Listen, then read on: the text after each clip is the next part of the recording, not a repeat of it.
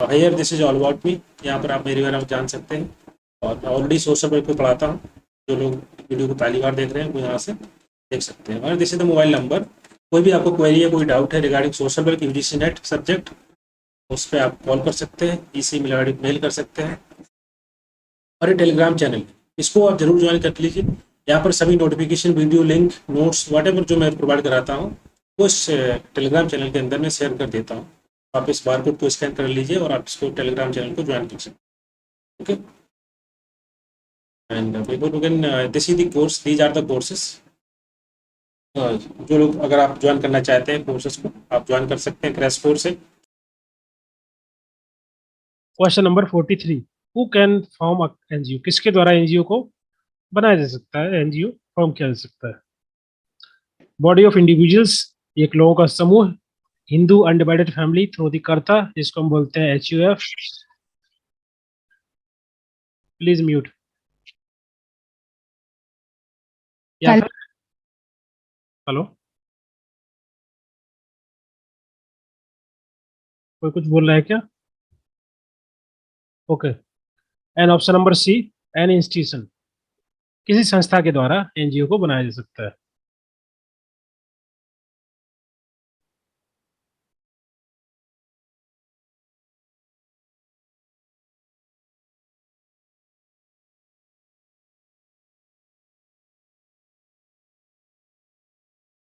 कौन सा आंसर होगा?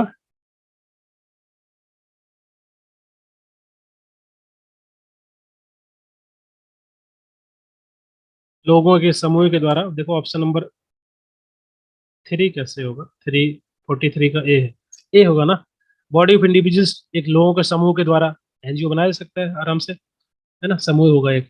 और हिंदू अनडिवाइडेड फैमिली थ्रू कर्ता का मतलब क्या होता है? कि जो फैमिली का जो लीडर होगा उसको हम बोलते हैं कर्ता।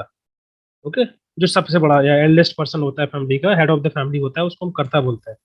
ओके, हिंदू अनडिवाइडेड फैमिली, तो ये भी करेक्ट। एंड तीसरा इंस्टीट्यूशन, किसी संस्था के द्वारा एनजीओ बनाया जा सकता है, तो ये बहुत ही सिंपल है। इसमें एचओडी, हाँ एचओडी बोल सकते हैं, घर फैमिली का एचओडी।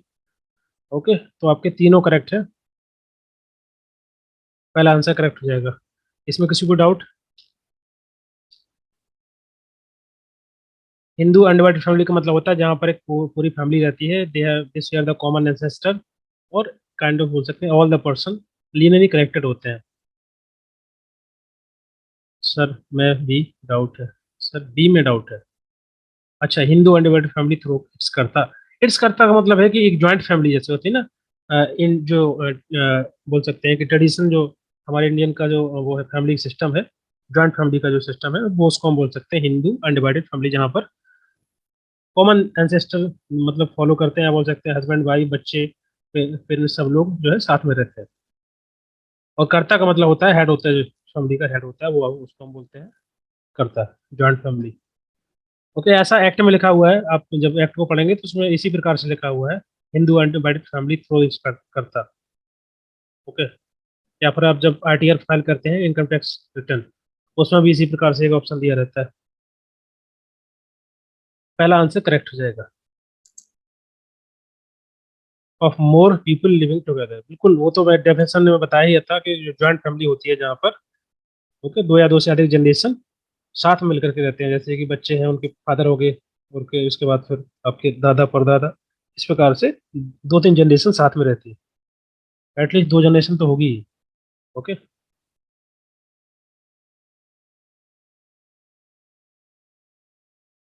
Next question number 44। यहाँ पर आपको कुछ प्रैक्टिस दिए गए हैं, थ्योरी, एंड यहाँ पर थिंकर के नाम दिए गए हैं, जैसे feminist social work, task centred social work practice, and welfare rights practice, and crisis intervention practice. Okay, कौन सा पेयर करेक्ट होगा बताइए? फेमिनिस्ट सोशल वर्क क्या होता है? ये जो फिलोसफी है फेमिनिस्ट सोशल वर्क की, जहाँ पर सोशल वर्कर फोकस करते हैं महिलाओं के जो इशू है, महिलाओं की जो कंसर्न है, उसको लेकर के जनरली फोकस करते हैं। ओके, उसको हम बोलते हैं फेमिनिस्ट सोशल वर्क। हाँ, बीमन सेंट्रिक, बिल्कुल। टास्क सेंटर्ड का मतलब क्या होता है? टास्क सेंटर्ड मॉडल, ये किसी प्रॉब्लम को सॉल्व करने की एक शॉर्ट टर्म तरीका होता है। ओके, जिसमें वेरियस टास्क जो है परफॉर्म किए जाते हैं।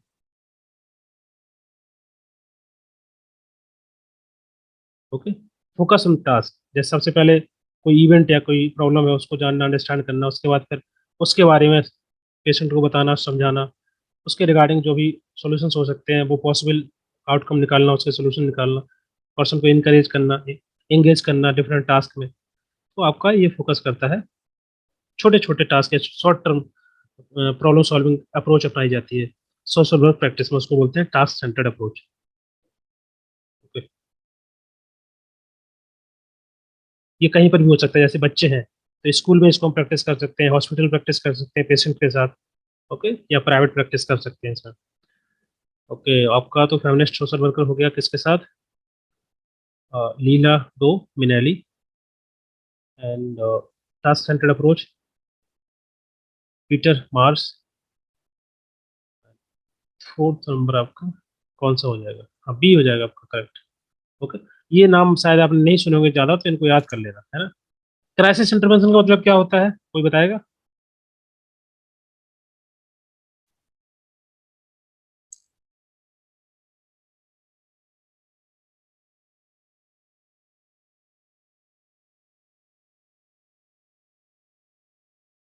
To achieve a good perform task, हाँ। What is the meaning of crisis intervention? हाँ, किसी प्रकार के जीवन में क्राइसिस आ जाते हैं पर्सन के, तो उस समय पर हम सडन जो है, सडन अचानक से कुछ घटना घट जाए जीवन में, ओके, किसी पर्सन के, तो उसको किस प्रकार से हम रिलीफ प्रोवाइड करा सकते हैं, इमीडिएट रिलीफ कैसे प्रोवाइड करा सकते हैं, उसको इंटरवेंशन किया जाता है ऐसे पर्सन के साथ, उसको हम बोलते हैं क्राइसिस इंटरवेंशन प्रैक्टिस। जैसे कि मान लीजिए किसी पर्सन का कोई बहुत मतलब लव्ड वन पर्सन है, उसकी डेथ हो गई, या फिर अचानक से कहीं पर कोई आपदा आ गई, नेचुरल कैलेमिटी आ गई है, तो लोग उससे जो है टैकल नहीं कर पाते हैं, अचानक से क्राइसिस हो जाता है जीवन में, तो फिर वहां पर सोशल वर्कर इंटरवीन करते हैं और उनको जो है रेमिटेट करने की कोशिश करते हैं। कोई क्लोज की डेथ हो जाती है, हाँ बिल्कुल। ओके, कोई भी घटना जीवन में अचानक घट जाए, ओके, तो उसको हम बोलते हैं क्राइसिस। सेकंड करेक्ट हो जाएगा। Question number 45। अब देखिए, ये सेम क्वेश्चन जो है इसी पेपर में पहले भी हम लोग पढ़े थे, और दोबारा से पेपर ये आ गया है, तो आपको पता होना चाहिए। Okay, 2030 agenda of sustainable development, इसमें 17 गोल है, 169 टारगेट्स है, जिसको अडॉप्ट किया गया था 25 सितंबर 2015 को। इसका टेन्योर है 2030 तक, मतलब 2030 तक जो है इसको फुलफिल करना है, इसके जो भी टारगेट है, गोल है। इसको किसके द्वारा अडॉप्ट किया गया था? यूएनडीए के द्वारा, UNDP, UNDP United Nation development programme. इसका जो एजेंडा था कि कैसे हम पॉवर्टी को खत्म करेंगे, रेडिकेट करेंगे, साथ साथ सस्टेनेबल डेवलपमेंट को अचीव करेंगे by 2030। Okay, United Nation development programme, पहला ऑप्शन करेक्ट हो जाएगा। ये बहुत ही इंपॉर्टेंट क्वेश्चन है, इनको अच्छे से, इनके बारे में थोड़ा और डिटेल में पढ़ लेना, स्पेशली एसडीजी के बारे में। Question number 46। Which of the following is not included in the standard of living? बताइए आप, कौन सा जो है इसमें शामिल नहीं किया गया है स्टैंडर्ड ऑफ लिविंग में? लेवल ऑफ एजुकेशन, शिक्षा, घर, रोजगार, सेल्फ स्टीम। तो ये क्वेश्चन बहुत ही आसान हो जाता है। ओके, ऑप्शन नंबर आपका इसमें डी हो जाएगा, सेल्फ स्टीम अलग चीज होती है। ओके, ये आपका स्टैंडर्ड ऑफ लिविंग में नहीं आती है। ओके, रोटी कपड़ा और मकान ये आपके स्टैंडर्ड लिविंग में आएंगे। ओके, रोजगार, ये सभी चीजें आती हैं। तो चौथा करेक्ट हो जाएगा, क्योंकि ये इसमें शामिल नहीं है। Question number 47। Which of the following techniques are on which the social worker should have command?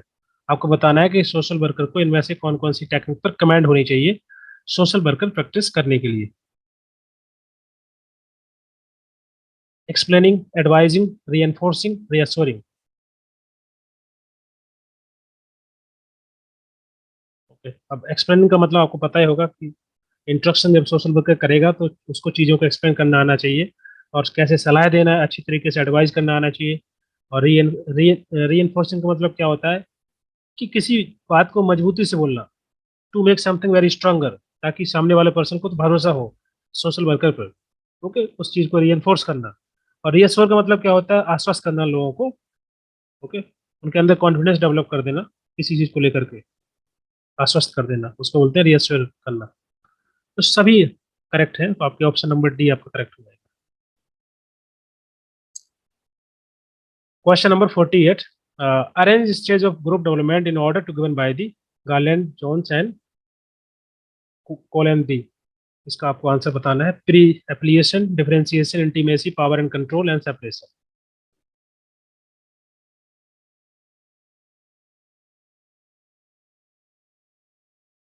बताइए कौन सा आंसर होगा। गार्लैंड, जोन्स एंड कोलोनी 1976 में इसके इनके द्वारा दिए गए थे।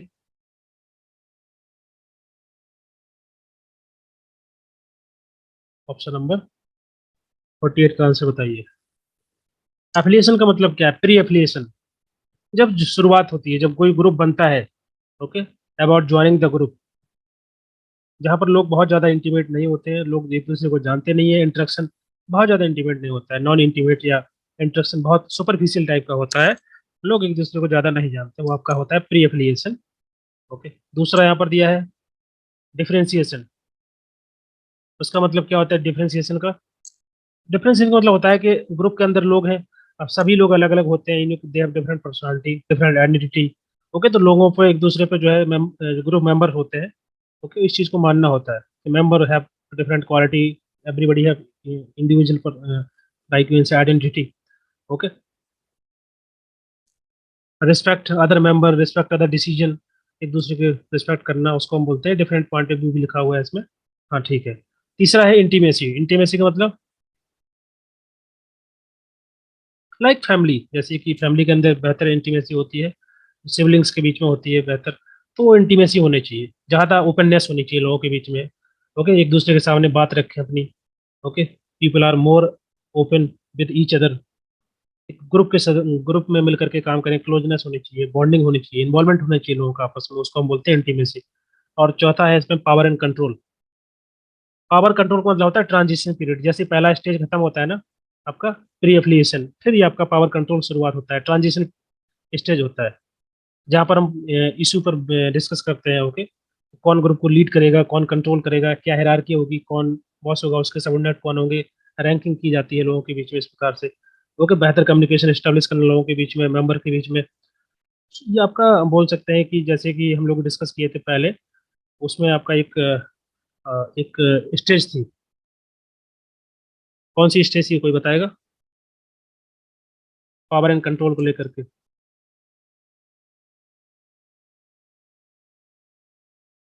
नॉर्मिंग, नॉर्मिंग, परफॉर्मिंग, एडजॉर्मिंग और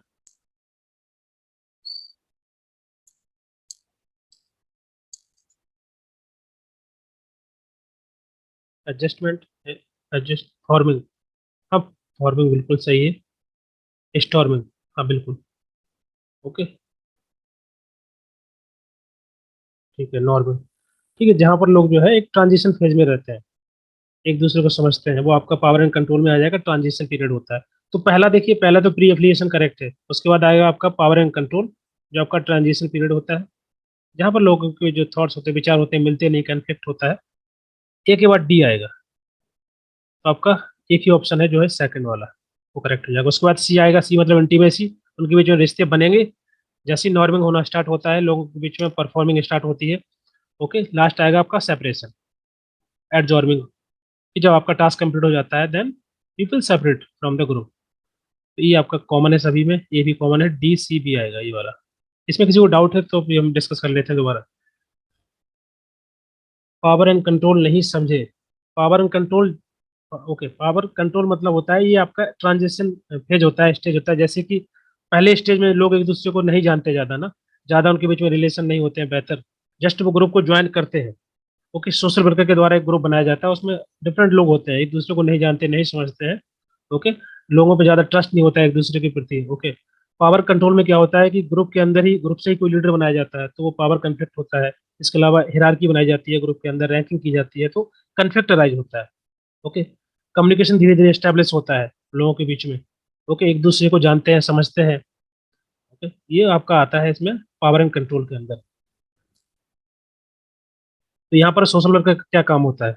यहाँ पर काम होता है कि लोगों के बीच में एक एक इस प्रकार से क्लैरिटी डेवलप की जाए, लोगों के बीच में किसी प्रकार का कन्फ्लिक्ट ना हो, उसके रिगार्डिंग क्लैरिटी देना ग्रुप के अंदर। ओके, सेफ्टी प्रोवाइड कराना ग्रुप के अंदर लोगों को, ये काम होता है सोशल वर्कर का पावर एंड कंट्रोल के अंदर, ताकि ग्रुप सही तरीके से फॉर्म हो, आगे बढ़े और तीसरी स्टेज में जो है एंटर करे, इंटीमेसी। तभी उनके बीच में सही तरीके से इंटीमेसी डेवलप होती है, kind of group group feeling develop होती है। ओके, क्लियर है? प्री एफिलिएशन के बाद डिफरेंशिएशन होगा ना? कहाँ है डिफरेंशिएशन? नहीं, डिफरेंशिएशन नहीं होगा यहाँ पर आपका, ये पावर। देखिए जैसे कि पहले हम लोग डिस्कस किए थे ना, जब ग्रुप बनता है तो ग्रुप में कन्फ्लिक्ट होगा ना, तो डिफरेंशिएशन नहीं आएगा। ओके, यहाँ पर डिफरेंशिएशन, यहाँ पर जो सोशल वर्क का काम होता है कि एक दूसरे को जो फैसिलिटेट करना। ओके, तो पहले नॉर्मिंग होगा, मतलब लोग नॉर्मल होंगे, तो इंटीमेसी के पहले जो है पावर कन्फ्लिक्ट होगा। ओके, फिर जो है ग्रुप के अंदर नॉर्मिंग स्टेज आएगी, फिर धीरे धीरे स्टेज आगे बढ़ेगा ग्रुप। डिफरेंट तरह के लोग होते हैं, हाँ बिल्कुल। ठीक है, तो डिफरेंशिएशन रहेगा, डिफरेंशिएशन आता है सबसे लास्ट में, सेपरेशन से पहले। ओके, डिफरेंस यहाँ पर देखिए, डिफरेंशिएशन का अलग मतलब है, वो मतलब नहीं है कि अलग अलग कर देना। यहाँ पर मतलब लोग एक दूसरे को समझते हैं कि हर एक इंडिविजुअल अलग है, उसकी अलग क्वालिटी है, उसमें अलग विशेषता है, उसकी अलग आइडेंटिटी है, उसको रिस्पेक्ट करना, समझना। ओके, तभी एक स्ट्रॉन्ग कोहेसिवनेस बनती है ग्रुप के अंदर। ओके, जब हम एक दूसरे को रिस्पेक्ट करते हैं, एक दूसरे के ओपिनियन को रिस्पेक्ट करते हैं, उनके क्वालिटी को रिस्पेक्ट करते हैं, तो वो यहाँ पर डिफरेंशिएशन है, उसका मतलब ये है। ओके, तो वो कब डेवलप होगी? उसके पहले एक इंटीमेसी डेवलप होगी, तभी तो लोग इतने समझदार हो पाएंगे कि वो एक दूसरे को एक्सेप्ट कर पाएंगे, ग्रुप आगे बढ़ेगा। ओके, तो यहाँ पर सोशल वर्कर कैसे काम करता है? एज ए फैसिलिटेटर, फैसिलिटेटर की तरह काम करता है, हेल्प करता है ग्रुप की, ताकि जो ग्रुप है आगे बढ़े, रन करे। क्लियर है?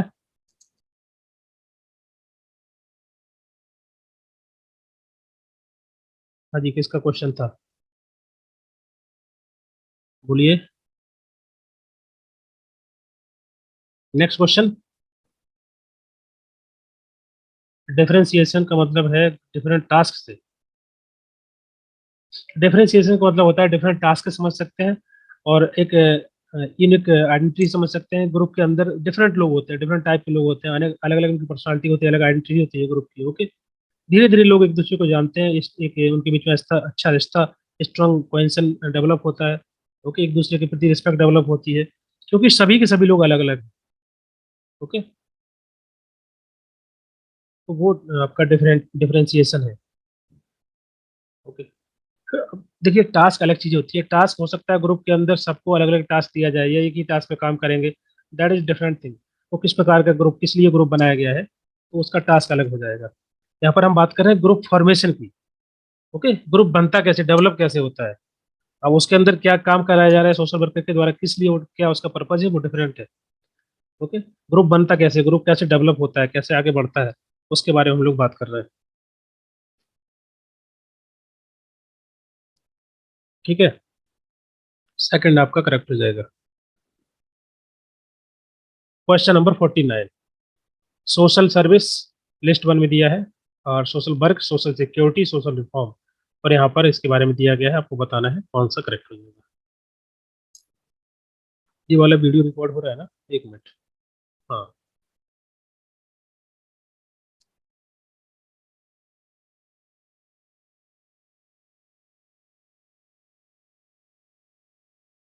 क्वेश्चन नंबर 49 का बताइए कौन सा आंसर होगा। सोशल सर्विस मतलब होता है कि जो हेल्पलेस हैं, जो गरीब लोग हैं, जो वनरेबल सेक्शन है, उनको मदद करना, हेल्प करना, वो आपकी सोशल सर्विस कहलाती है। ओके, तो आपका जो फर्स्ट वाला पेयर होगा फोर्थ के साथ हो जाएगा। सोशल वर्क का मतलब क्या होता है, अब हम लोग पढ़ ही रहे हैं तो पता ही होगा। Okay, helping for people, solving on their basis of problem, helping for themself, मतलब लोगों की ऐसी मदद करना कि वो अपनी खुद मदद कर पाए, हेल्प कर पाए। तो आपका बी पेयर हो जाएगा थर्ड के साथ। सी पेयर होगा आपका सेकंड के साथ। सिक्योरिटी का मतलब क्या होता है? प्रोटेक्शन अगेंस्ट कंटीजेंसी, कोई आपदा आ जाती है उसके अगेंस्ट, उसमें उनको बचाना, प्रोटेक्ट करना, वो सोशल कंटीजेंसी बोलते हैं उसको, सॉरी सोशल सिक्योरिटी बोलते हैं। तो आपका सेकंड हो जाएगा। और डी का फर्स्ट हो जाएगा। बदलाव करना, चेंज करना, वो सोशल रिफॉर्म कहलाता है। Helping people to help themself, बिल्कुल लोगों की ऐसे मदद करेंगे कि ताकि लोग अपनी खुद मदद कर पाए। तो second will be right answer. I hope इसमें किसी को डाउट नहीं होगा। ओके, आगे बढ़े। Question number 50।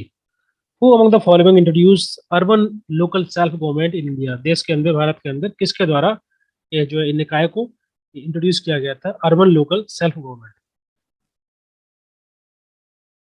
मतलब इंडिया के अंदर जो म्युनिसिपल कॉर्पोरेशन, म्युनिसिपल गवर्नेंस का सिस्टम है, स्ट्रक्चर जो है, आउटलाइन किसके द्वारा किया गया था? म्युनिसिपल गवर्नेंस, या इसको बोल सकते हैं अर्बन लोकल सेल्फ गवर्नमेंट, और जो टू टीयर सिस्टम था गवर्नेंस का, ताकि जो गवर्नेंस को अच्छी तरीके से, इफेक्टिव तरीके से चलाया जा सके। ओके, फंक्शन थोड़ा डिसेंट्रलाइज करने के लिए लॉर्ड रिपन के द्वारा इसको स्टार्ट किया गया था। किस ईयर में? Anybody?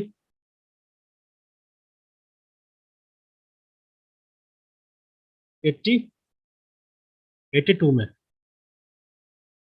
Okay, Lord William Bentinck नहीं है, Lord Ripon. Okay, question number 51। Ramakrishna Mission was form in, बताइए कब इसको फॉर्म किया गया, किसके द्वारा फॉर्म किया गया और कहाँ पर फॉर्म किया गया? तीनों आंसर आपको देना है।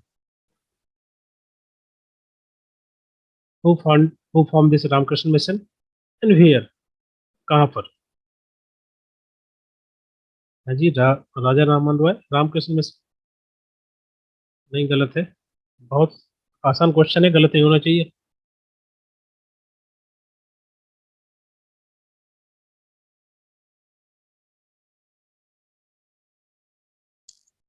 स्वामी विवेकानंद,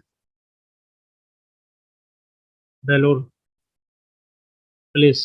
बताइए कहाँ पर, कोलकाता में कहाँ पर? बेलूर, बेलूर मठ का नाम सुना होगा ना आपने सभी ने। बेलूर बिल्कुल सही है, बेलूर मठ, है ना। स्वामी विवेकानंद के द्वारा इसको स्टार्ट किया गया था 1987 में, सॉरी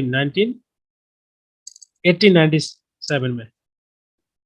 ओके, यहाँ गई हूँ मैं। ओके, ओके, बेलूर में 1987 में नहीं होगा, 1897 है ना। 1987 तो अभी है ना, अभी तो कुछ कुछ ही साल पहले। ये तो 1897 है। 1987 मतलब जन्म इसके आफ्टर इंडिपेंडेंस, है ना। मिस्टेक नहीं करना है, पहला आंसर आपका करेक्ट हो जाएगा। 1897। ओके, तो कभी कभी ऑप्शन में ऐसा दिया रहता है 1897, 1987, 1798, तो कंफ्यूज मत होना। ओके, पहला आंसर करेक्ट हो जाएगा। देखो, अगर यहाँ गलती करोगे तो एग्जाम में गलती होने के चांस कम रहते हैं, है ना। तो बेहतर है कि यहीं गलती कर लो जितना करना है। Question number 52। गिव, ओके, यहाँ पर दो दिए गए हैं असेसन रीजन, दोनों स्टेटमेंट को पढ़िए, आंसर दीजिए। Mental retardation is related to low IQ, जुड़ा हुआ है लो IQ से। और mentally retarded person lack concentration. Mental retardation मतलब क्या होता है? मतलब जो फंक्शनिंग होती है उसमें सही से परफॉर्म नहीं कर पाते हैं, एक सब्सटेंशियल लिमिटेशंस होती है टास्क को परफॉर्म करने में, कम्युनिकेशन में, सेल्फ केयर करने में, वर्क करने में। बताइए कौन सा आंसर होगा। देखो, फोर्थ तो नहीं होगा, फाल्स तो कोई नहीं है।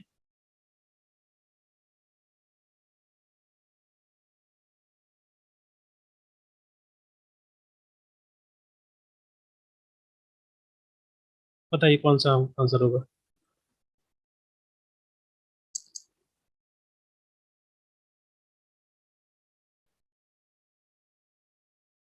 पहले में दिया गया मेंटल रिटार्डेशन के बारे में, और दूसरे में भी उसी के बारे में दिया गया है। Okay, mental retardation is related to low IQ, ये बात ठीक है। और साथ ही साथ यहाँ पर दिया गया है mentally retarded person lack concentration, ये भी ठीक, बात ठीक है, लेकिन आपस में लिंक नहीं ना, ये एक दूसरे को एक्सप्लेन नहीं कर रहे ना, दोनों स्टेटमेंट एक ही है, मतलब इसके बारे में बोला गया है लेकिन जुड़ा नहीं है। ओके, अगर यहाँ पर लो IQ के बारे में एक्सप्लेन किया गया होता, तब जो हम बोल सकते थे कि ये सही रीजन है या इसको एक्सप्लेन कर रहा होता है। ओके, तो पहला स्टेटमेंट नहीं है, मतलब आपस में जुड़े नहीं है, इसको एक्सप्लेन नहीं कर रहा है, दोनों बात ठीक है। मेंटल रिटार्डेड पर्सन जो कि सही तरीके से फंक्शन नहीं कर पाता है, एक लिमिटेशंस होती है उसके वर्क करने में, चाहे कम्युनिकेशन में, चाहे सेल्फ केयर में, चाहे कोई वर्क करने में, उसको हम बोलते हैं मेंटल रिटार्डेड पर्सन, क्योंकि उसका लो IQ लेवल होता है। और mentally retarded person lack concentration, of course concentration कम होती है, लेकिन आपस में जुड़े नहीं ना ये दोनों, तो बी आपका करेक्ट होगा। Okay,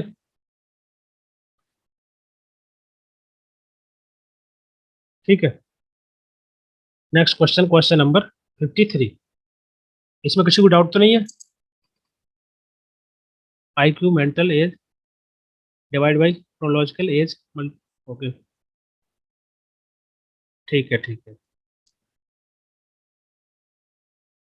multiply by 100।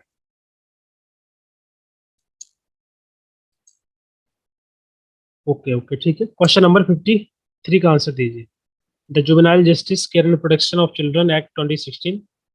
Okay, Anil Kumar Sahu. Okay, कुछ अगर एक्स्ट्रा आप बताते हैं तो वो आप जो है इसको डायरेक्ट भेज सकते हैं ग्रुप के अंदर, है ना।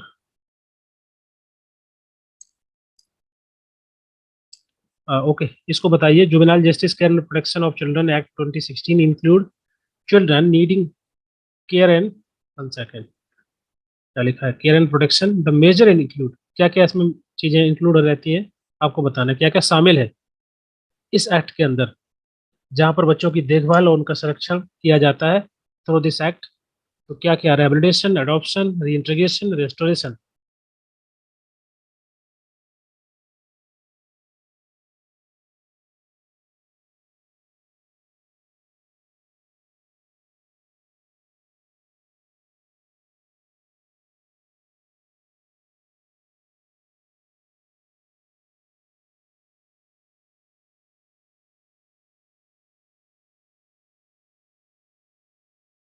क्वेश्चन नंबर 53 का आंसर दीजिए। रिहेबिलिटेशन करना, ठीक है। प्राइमरी एम तो यही होता है ना, रिहेबिलिटेट करना बच्चों को, सोशली इंटीग्रेशन करना, इंटीग्रेशन या टोटल सोशल इंटीग्रेशन बोल सकते हैं उसको। ओके, हो सके उनकी जो फैमिली मेंबर है वहां तक उनको पहुंचाना, रिहेबिलिटेट करना, वापस भेजना, मेन स्ट्रीमिंग करना बच्चों की, वो आपका कहलाता है। बच्चों को रिस्टोर करना, उनकी डिग्निटी को रिहेबिलिटेट करना, सोशल इंटीग्रेशन करना, रिस्टोर करना। ओके, तीसरा आंसर करेक्ट हो जाएगा। चारों इसमें इंक्लूड है, registration, integration, adoption, rehabilitation. Okay, जिनके पेरेंट्स नहीं है तो आप ऑफकोर्स और कोई उनको एडॉप्ट कर सकता है, तो वो भी आपका कहीं ना कहीं इसी का पार्ट होगा। ओके, डी आप ऑप्शन नंबर 3 आपका करेक्ट हो जाएगा। सभी के आंसर करेक्ट है I think. Question number 54, list 1 list 2 को पेयर करना है और आंसर देना है कौन सा करेक्ट होगा। Social reform, social advocacy, social action, Sarvodaya. अब ये जो टर्म है ये आपको आनी चाहिए, इसका मतलब क्या है, सर्वोदय का मतलब क्या होता है, ये छोटी छोटी चीजें हैं, है ना। Sir ji, J act 2060, juvenile justice protection act include 2016 नहीं 2015 है, लेकिन आई थिंक ये आपका ये बात कर रहा है, 1 सेकेंड, 54 का कौन सा आंसर देते हैं।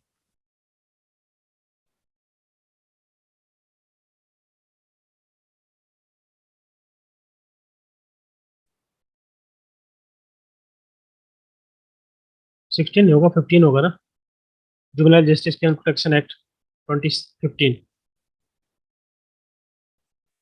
ओके, 15 ही होगा, या तो ये मिस्टेक से लिख गया होगा या फिर ऐसा इसमें गलत से प्रिंट किया होगा।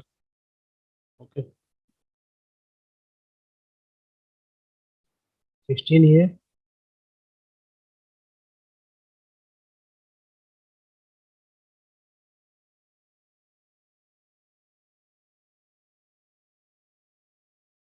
16 में आया था, right. Okay okay okay, implementation के अकॉर्डिंग 2016 होगा, अच्छा हाँ, इम्प्लीमेंटेशन। ओके ओके, ठीक है।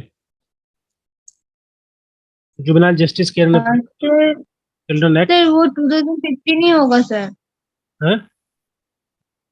तो जुबिनल जस्टिस एक्ट से पहले तो 2000 में था, तो उसके बाद इम्प्लीमेंट होके 2015 हुआ है, 2016 नहीं।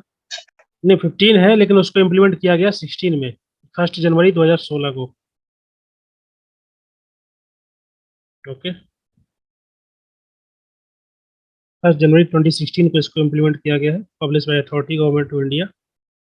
ओके, एक्ट सही है, एक्ट 2015 ही होता है। ओके, एक्ट में कोई प्रॉब्लम नहीं है।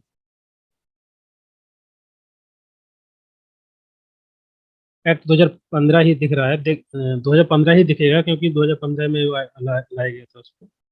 ओके, 15 ही होगा। ओके,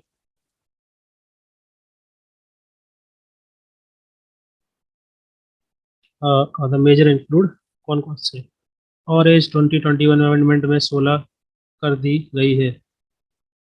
ये कौन सा एक्ट है, रुको, ये दिख रहा है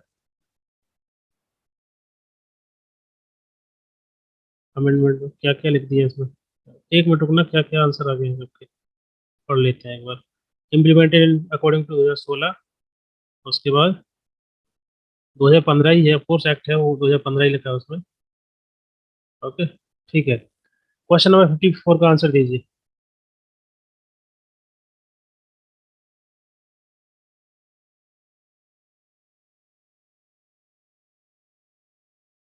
वो स्पेशल प्रोविजन में किया गया है 16 ए। क्वेश्चन नंबर 54 का आंसर दीजिए, कौन सा, second, mobilising grass root organisation, that means social, 54 का B, social advocacy, changing basic value in society, आपका जुड़े होगा सोशल रिफॉर्म से, mass solution to the mass problem, that is social action. New amendment हुआ है 2016 में, 2021 में। ओके, ओके, जो अभी अमेंडमेंट हुआ है तो अभी ये देख लेना, पढ़ लेना उसको, क्या क्या अमेंडमेंट हुआ है। ठीक है, तो आपका ये, ओके, 1 सेकंड, इसको पहले देख लेते हैं। Mass solution to the mass problem आपका सोशल एक्शन हो गया, और development of whole society, Sarvodaya. Sarvodaya का मतलब होता है अपलिफ्टमेंट ऑफ ऑल, तो ये आपका सेकंड वाला करेक्ट हो जाएगा। Okay, B.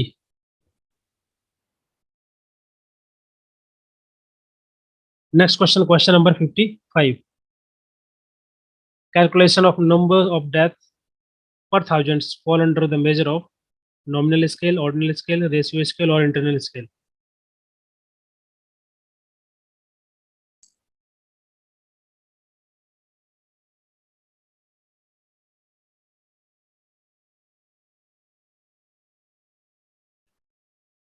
रेशियो स्केल क्यों होगा, एनीबडी?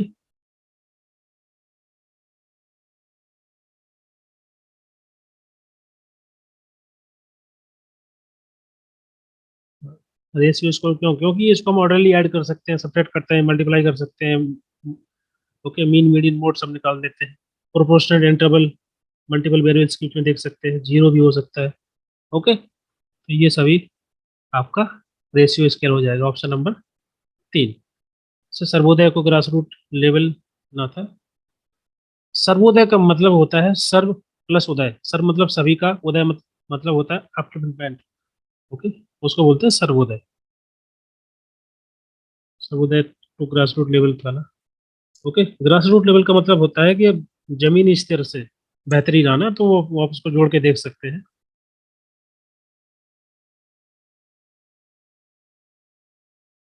तो आपका सी आप करेक्ट हो जाएगा। कहाँ पर, यहाँ पर क्या था, development of whole society, whole society की बात कर रहे हैं ना,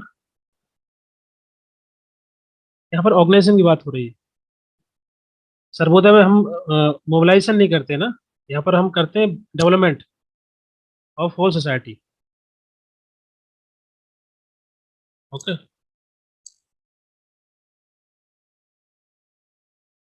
क्वेश्चन नंबर 50, ये तो हो गया 55, 56। IFSW की जो डेफिनेशन है सोशल वर्क की, सबका विकास मीन्स सर्वोदय, हाँ बिल्कुल, सबका विकास बिल्कुल सिंपल, इसका मतलब यही हो गया, सबका साथ, सबका विकास और सबका विश्वास विश्वास, और आगे भी ये कुछ आ गया है अभी नया।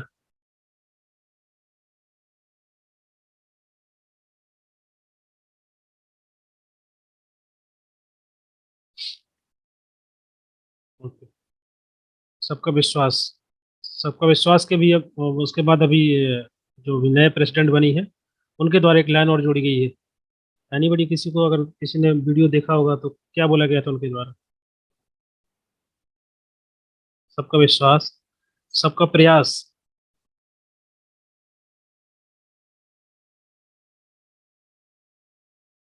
हम्म। Right.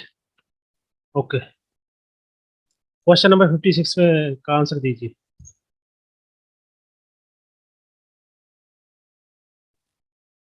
Sir I think universal upliftment की बात बोल रहे हैं ना आप? हाँ हाँ। हाँ जी। तो ये मतलब ये ऐड हुआ था आई थिंक यूनिवर्सल अपलिफ्ट, मतलब अपलिफ्ट कहाँ पर? नहीं नहीं, मैं से जनरली, सर्वोदय। हाँ हाँ, मैं सर्वोदय स्कीम की बात, मतलब उसकी बात कर रहा हूँ। मैंने वो बता दिया है, उसका मतलब ये होता है अपलिफ्टमेंट ऑफ ऑल। यहाँ पर जो कमेंट आ रहे हैं मैं उसको अलग तरीके से देख रहा हूँ। वो कमेंट कोई उसको अलग लेकर के कर रहा है। जो आप बोल रहे हैं ना, सर्वोदय, सर्वोदय का मतलब, ओके, जैसे 1 सेकंड, कंफ्यूज हो गया लग रहा है।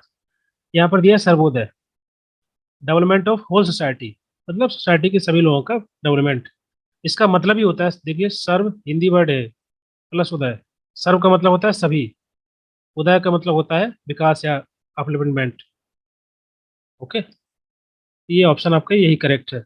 वो ऑप्शन में इसमें कमेंट बॉक्स में किसी ने कुछ लिख दिया है, ये जो है नारे। ओके, उससे कंफ्यूज मत होइए। क्लियर है?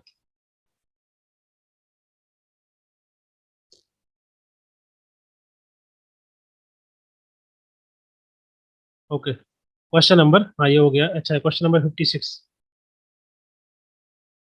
56 का आंसर दीजिए।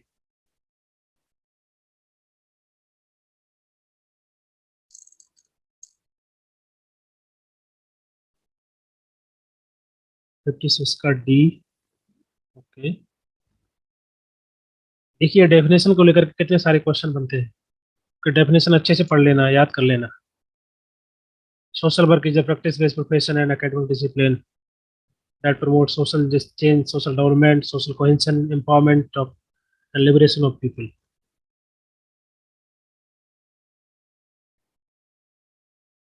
ओके, जैसे कि जो लोग यूपीएससी की तैयारी करते हैं उनको प्रियम्बल पूरा रटा होता है, तो आप लोगों को सोशल वर्क के स्टूडेंट होते हो तो आपको ये डेफिनेशन रटी होनी चाहिए सोशल वर्क की, global definition.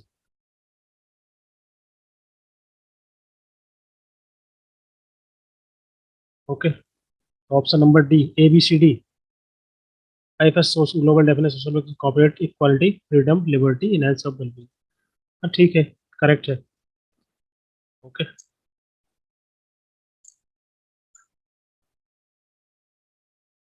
Next question, question number 57, which among the following lead foundation for the concept of welfare state?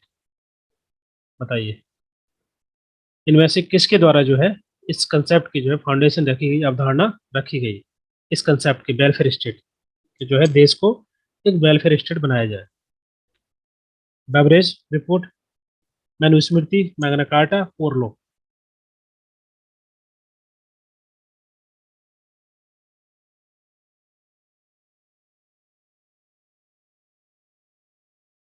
Okay, ये आपका ऑप्शन, बेवरेज रिपोर्ट में इन्होंने कोशिश की थी कि सिस्टम को बदल करके, रिफॉर्म कर करके उसको स्टेट को, या बोल सकते हैं यूके को, एक वेलफेयर स्टेट बनाया जाए, ताकि जो लोगों की प्रॉब्लम है, ओके, उनमें उनको उनको हम कहीं ना कहीं तरीके से टैकल कर पाए। जो 5 जाइंट की बात की थी उन्होंने, 5 बड़ी जो समस्याएं हैं, okay, want, disease, ignorance, squalor and idleness.